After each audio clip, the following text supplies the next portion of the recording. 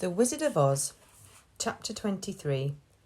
Glinda grants Dorothy's wish. Before they went to see Glinda, however, they were taken to a room of the castle, where Dorothy washed her face and combed her hair, and the lion shook the dust out of his mane, and the scarecrow patted himself into his best shape, and the woodman polished his tin and oiled his joints. When they were all quite presentable, they followed the soldier girl into a big room where the witch Glinda sat upon a throne of rubies.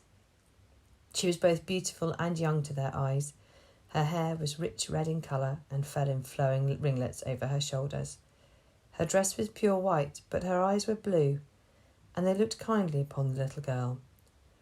"What can I do for you, my child?" she asked. Dorothy told the witch all her story, how the cyclone had brought her to the land of Oz, how she had found her companions, and of the wonderful adventures they had met with. "My greatest wish now," she added, "is to get back to Kansas, for Aunt Em will surely think something dreadful has happened to me, and that will make her put on mourning. And unless the crops are better this year than they were the last, I'm sure Uncle Henry cannot afford it." Glinda leaned forward and kissed the sweet, upturned face of the loving little girl. "Bless your dear heart," she said. "I am sure I can tell you of a way to get back to Kansas." Then she added, "But if I do, you must give me the golden cap." "Willingly," exclaimed Dorothy. "Indeed, it is of no use to me now, and when you have it, you can command the winged monkeys 3 times. "And I think I shall need their service just those 3 times, answered Glinda, smiling.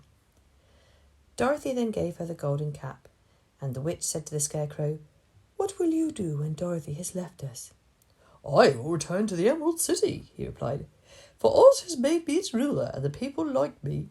The only thing that worries me is how to cross the Hill of the Hammerheads."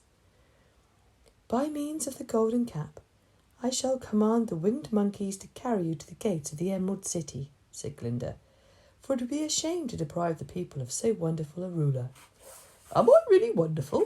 asked the Scarecrow. "You are unusual," replied Glinda. Turning to the Tin Woodman, she asked, "What will become of you when Dorothy leaves this country?"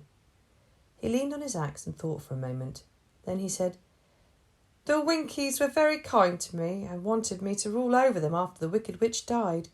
I am fond of the Winkies, and if I get back to the country of the West, I should like nothing better than to rule over them forever." "My second command to the winged monkeys," said Glinda, "will be that they carry you safely to the land of the Winkies. Your brain may not be so large to look at as those of the Scarecrow, but you are really brighter than he is when you are well polished, and I am sure you will rule the Winkies wisely and well." Then the witch looked at the big shaggy lion and asked, "When Dorothy has returned to her own home, what will become of you?" "Over the Hill of the Hammerheads," he answered, "lies a grand old forest, and all the beasts that live there have made me their king. If I could only get back to this forest, I will pass my life very happily there." "My third command to the winged monkeys," said Glinda, "shall be to carry you to your forest. Then, having used up the powers of the golden cap, I shall give it to the king of the monkeys, that he and his band may thereafter be free forevermore." The Scarecrow and the Tin Woodman and the Lion now thanked the good witch earnestly for her kindness, and Dorothy exclaimed, "You are certainly as good as you are beautiful, but you have not yet told me how to get back to Kansas." "Your silver shoes will carry you over the desert," replied Glinda. "If you had known their power, you could have gone back to your Aunt Em the very first day you came to this country."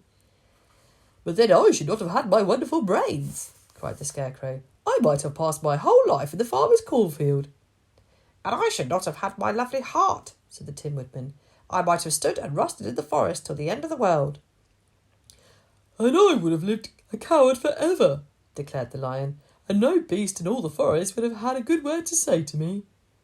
"This is not true," said Dorothy, "and I am glad I was of use to these good friends. But now that each of them has had what he most desired, and each is happy in having a kingdom to rule besides, I think I should like to go back to Kansas." "The silver shoes," said the good witch, "have wonderful powers, And one of the most curious things about them is that they can carry you to any place in the world in 3 steps. And each step will be made in the wink of an eye. All you have to do is knock the heels together 3 times and command the shoes to carry you wherever you wish to go." "If that is so," said the child joyfully, "I will ask them to carry me back to Kansas at once." She threw her arms around the lion's neck and kissed him, patting his big head tenderly. Then she kissed the Tin Woodman, who was weeping in a way most dangerous to his joints. But she hugged the soft stuffed body of the Scarecrow instead of kissing his painted face, and found she was crying herself at this sorrowful parting from her loving comrades. Glinda the Good stepped down from her ruby throne to give the little girl a goodbye kiss, and Dorothy thanked her for all the kindness she had shown to her friends and herself. Dorothy now took Toto up solemnly in her arms, and having said one last goodbye, she clapped the heels of her shoes together 3 times, saying, "Take me home to Aunt Em." Instantly she was whirling through the air so swiftly that all she could see or feel was the wind whistling past her ears. The silver shoes took but 3 steps, and then she stopped so suddenly that she rolled over upon the grass several times before she knew where she was. At length, however, she sat up and looked about her. "Good gracious!" she cried, for she was sitting on the broad Kansas prairie, and just before her was the new farmhouse Uncle Henry had built after the cyclone had carried away the old one.